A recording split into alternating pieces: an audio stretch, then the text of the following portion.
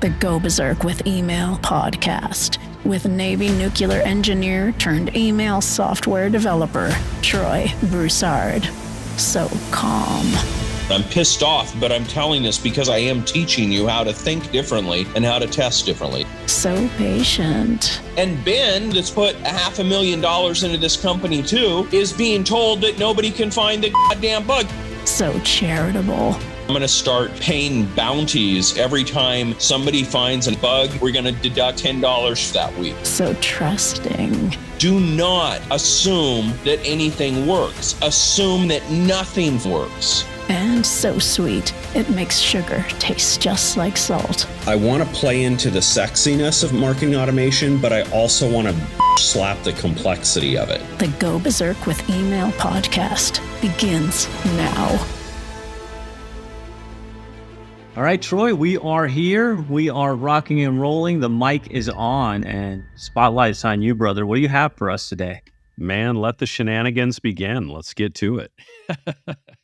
Shenanigans, that's what I like. That's right, man. Let's have some fun with this. I wanted to talk today about something that is a really contrarian concept of how I've built software companies for, at this point, a couple of decades now. I don't think I've ever heard anyone talk about this, so it's certainly not something I learned from somebody or modeled after. That's the catchphrase, right? That we modeled it, we didn't copy.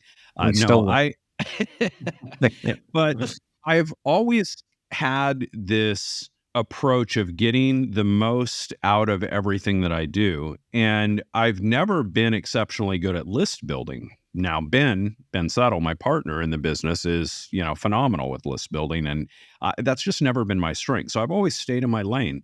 And to compensate, what I did is got exceptionally good on the service side of the equation.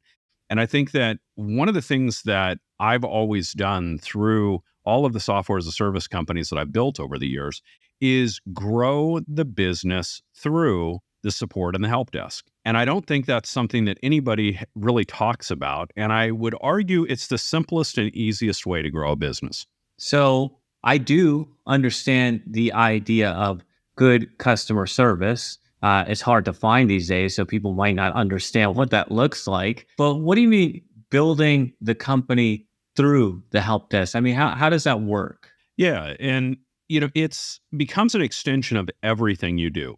So, for example, with our company behind BerserkerMail, every single person that works on the help desk is a client. Not only do they use the software themselves, not only do they run their own business using the platform that they're supporting, but they actually pay for it too. They don't get it for free. Like, it is not something that we comp them in because there's no value when that happens, right? So they are customers first. They are users of the platform, and they've got such a passion about what they're using on a daily basis that they then work with the company and support it and help others onboard and get through the struggles that they might have, et cetera, right? Because it is a natural extension of what they want to do. So this is just one aspect, right?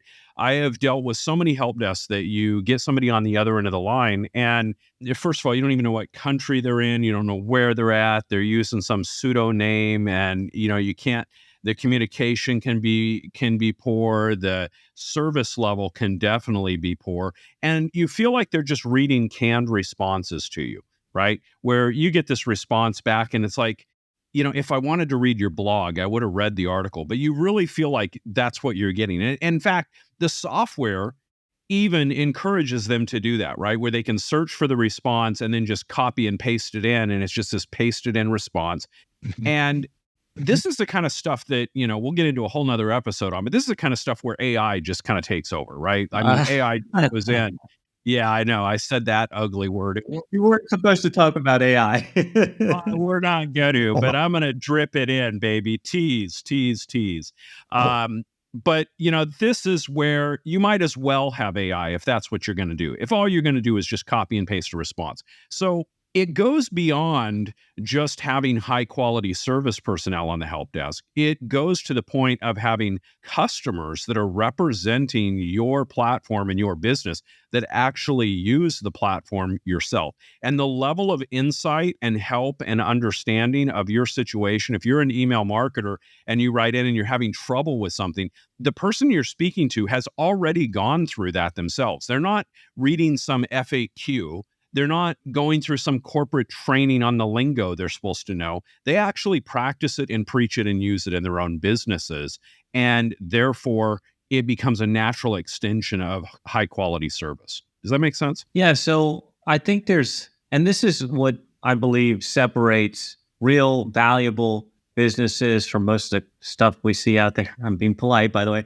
Most of the crap we see out there is like, I think that the most successful entrepreneurs, they build a solution for themselves. I have this problem. Like I need to create a podcast. So I create the podcast factory so that I don't have to do the work. And I hear you saying it's similar in that the people that are helping, the people that are answering questions actually have been in the trenches and used it, rolled up their sleeves, used it for themselves so that they're actually bought in to BerserkerMail before they're even ever able to interface with anybody. And so that has a certain level of buy-in. Yeah, absolutely. And, in fact, they were recruited from within our ranks. We didn't go to some website to recruit a technical person to work on the help desk. Every single person that's working on the help desk is somebody that came from my list or Ben's list. They are already indoctrinated into everything we do and how we do it. And that carries through in the advice that's given through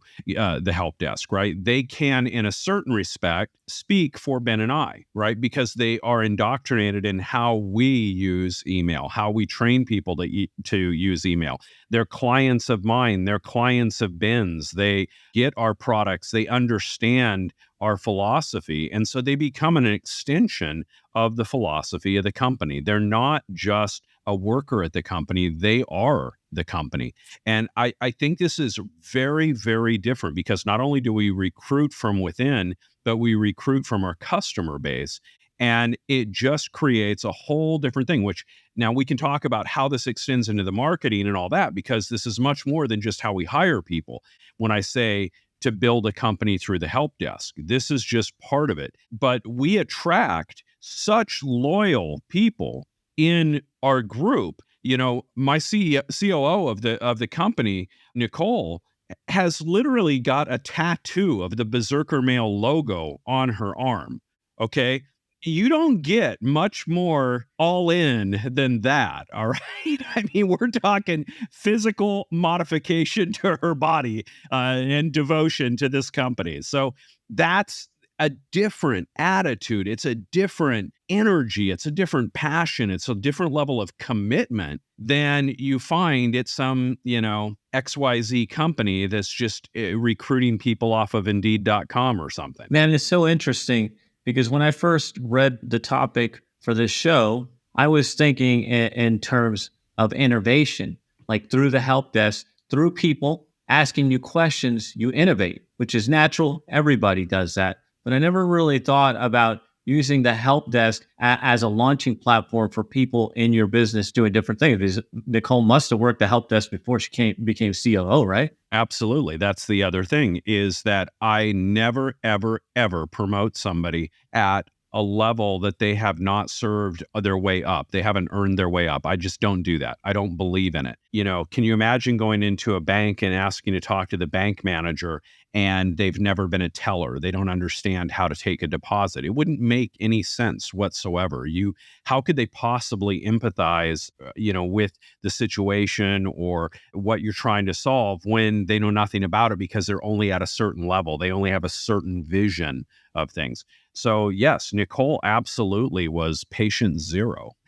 She was the first one that we allowed to infiltrate into our ranks. Yes. And, you said something earlier too, that I wanted to go back to because it's very, very true. But you said, that a lot of people build something that they want to use for them. And that is exactly how BerserkerMail started.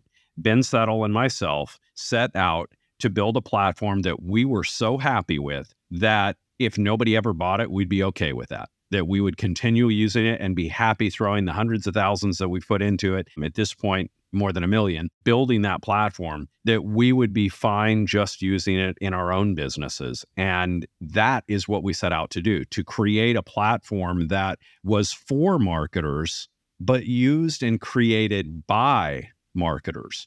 And I think this is what is so distinctively different about BerserkerMail than any of the other platforms out there. They may focus on little fancy bells and whistles and featureitis, crap that has zero impact in your real bottom line business. And we eschew all of that and zero in on the things that make more money every month, right? Because that's what we use it for in our own personal companies. So tell me about the way, because there's no way that you figured this out just on this project. So how did you realize that this was the way to properly build a company? Because the word that you use that I think is funny, but I know it's in this world, that's the word, the indoctrinate, right? Because I don't think of it indoctrinate. I'm more corporate, thinking about just culture, Yes. right? That's what you're building a certain culture, or if we were to use Ben's words, we're world building. You're in our world now, and this is the way we do it in our world. But tell us some of the pitfalls that brought you to the point that you realized you were doing things wrong and you had to do,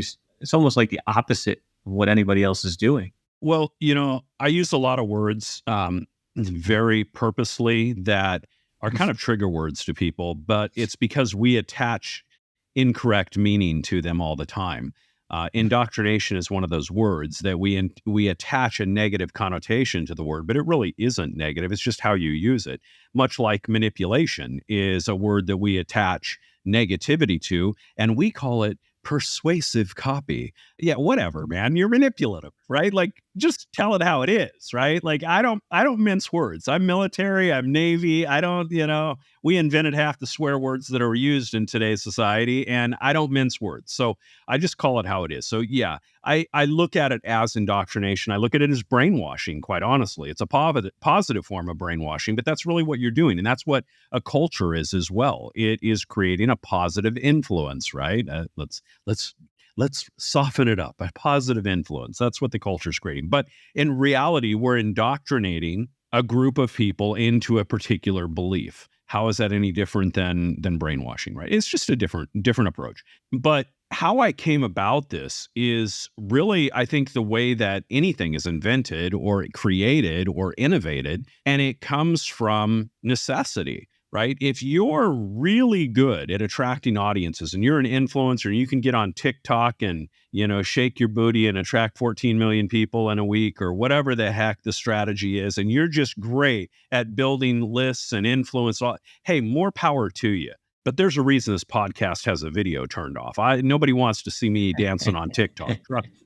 Come on. We'll get some hits. You got to work with what you got. And so it came from this reality of, look, I'm not great at going out and doing all this lead gen and bringing people into my platform, but what if I could do this a completely contrarian way and get 3 times the results out of it, make my life easier, right? I'm a big fan of the book, The One Thing. And the one quote that you need to learn from that book, and not you, but whoever's listening, the most important quote of that entire book is, what is the one thing such that doing it, everything else becomes easier or unnecessary? Now, if you can provide exceptional support to your customer base, anticipating their problems, working with them, solving them, helping them, creating trust and rapport that you actually get them because you're just like them, a marketer like they are, and build that up, marketing becomes superfluous. Think about this, for example, for a minute. Let's say that you're running a funnel. That's what everybody loves to talk about. Everybody loves them a good funnel. I can't stand funnel stuff, but let's just go down that path and say we want to talk about a lead gen funnel. Well, you're going to spend a bunch of money in advertising, right? You're going to hopefully get some of those people to opt in that hopefully are going to be interested enough to buy something. And as you well know, there's fall off at every single level of the funnel. and you have to really focus in on the copy. You have to really get an offer that entices people to give up their email. Then you've got to pay a bunch of marketing expenses. And honestly, you're probably going to lose money for the first 3 or 4 months until you kind of get your messaging figured out or something. And then hopefully you can start getting some leads and eventually convert them. And let's say you get really good at it and you start, getting good at that. You're going to hit a threshold. And I've done this with paid traffic in my past. You're going to hit a threshold where you can't increase. You're spending as much money as you can in the sectors that you can, and you start getting diminishing returns. And now what happens is you overload your help desk with unqualified people that really aren't super dialed in with your message. They're new. They're not really, okay, here we go, indoctrinated yet into your approach, into your culture. I've got to use your wording. Okay. I say culture, right? And I'm going to give you this, right? I say culture. And as you're telling me brainwashing, I'm thinking cult. We're building a cult. It's world building, but a cult, right? I mean, it's all the same thing. It's just people get trigger word happy, right? But the way that we get that simple way, that lead domino, that one thing such that doing it, everything else becomes easier or unnecessary, is to provide exceptional service, because exceptional service gets you great customers that get you great referrals. And for every customer you get, you start getting multiple referrals. When you draw people in through the cold traffic funnels, you're going to spend a lot of money. You're getting people that really aren't qualified, and they're not likely to have a great experience. It's going to take you a long time to get that trust and rapport built up. And the likelihood that you're going to get a high degree of referrals from those people is very, very low, and will take quite some time to develop until they really understand you and get you and become part of your culture, right? But when you start at the help desk, you can actually use the help desk to market for you. And look at the law of scale with that. Every time you get somebody, you attract more people, and they attract more people like them, and they refer you to more people. And so it is a controlled, scalable, easy way to grow the business. It's just that most people don't want to do it because it takes work. Now, easy can take work as well. It's a simple approach. It may not be easy. It's simple, right? But a lot of people don't want to do that. And so from my perspective, it is a very contrarian approach to how to build a business. But in a software business, it's the best thing to do, because quite honestly, you don't want to grow a software business too fast. Or if you do, you'll overload your help desk and your support will go to hell in a handbasket. So define for me, in your words, what you mean by exceptional service, because I hear you saying it over and over again. But what does exceptional service look like? This is a tough one to answer, because I provide the service somebody needs, not necessarily the service they want. And sometimes that means calling them out on their horseshit. I had somebody that I will monitor the help desk myself and just peek in. I don't have time to look at everything, but I peek in and take a look. And I saw someone that was frustrated, and I only caught the tail end of the conversation. You ever do that? You walk into the end of the conversation, you miss the whole context of it, and you draw some wrong conclusions. Well, the wrong conclusion that I drew was maybe we didn't give her a good enough experience on the help desk. And I was totally offline. We had gone above and beyond. But from her last response, that's all I saw. And I made this, knee-jerk reaction, said, hey, let's set up a call. Well, then when I set up a call with her, I went back and read the history of what she had said, and I had to reply. And I sent a ticket, and I said, look, I want to be really clear. I gave you my word I would set up a call as the owner of the company, and I'm happy to honor my word and do that. But I'm going to put you on notice right now that if your tone takes the tone and the rudeness that you showed on the help desk, it's going to be the quickest call you've ever had. I am willing to give you the benefit of the doubt that you were frustrated, and I ask that you take a deep breath and show some respect and professionalism, and let's see if we can get your problem solved. But the way you treated the staff is not going to be accepted. Turns out she's ended up becoming one of our best clients ever, but it required a little bit of firmness, right? So I would say, I know this isn't where you were thinking I was going to go with it, but sometimes providing exceptional service is also having the audacity to not be needy and to call people out on their games and to help them to the real objective of what they need, which is to be making money in their company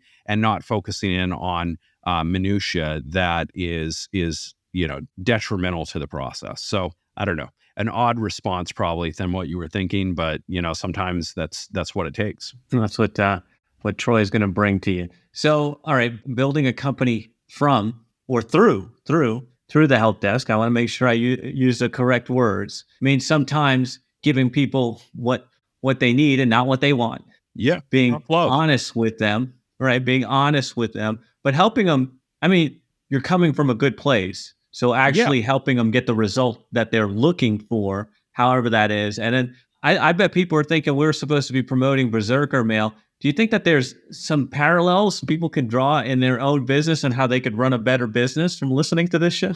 Yeah, absolutely, man. That's what it's all about. We're going to talk BerserkerMail. We're going to get plenty of conversations in on that. But this is all part of it. It's all part of the culture. The cult, sure. It's all part of the cult, people. Cool, man. Do we know what's coming up next time? Let's just leave it a surprise. I like to tease. I like to have fun, and we'll just go where it needs to go, man. All right. Well, that is a wrap for this episode. Thank you, Troy. Thank you, listeners, for tuning in, and we will be back next time. To get a free BerserkerMail test drive with no credit card required, go to startmytestdrive.com. From there, you can play around inside the platform without pressure. Load up emails and campaigns to see how simple the interface is, and get comfy with everything before deciding to join. That's startmytestdrive.com.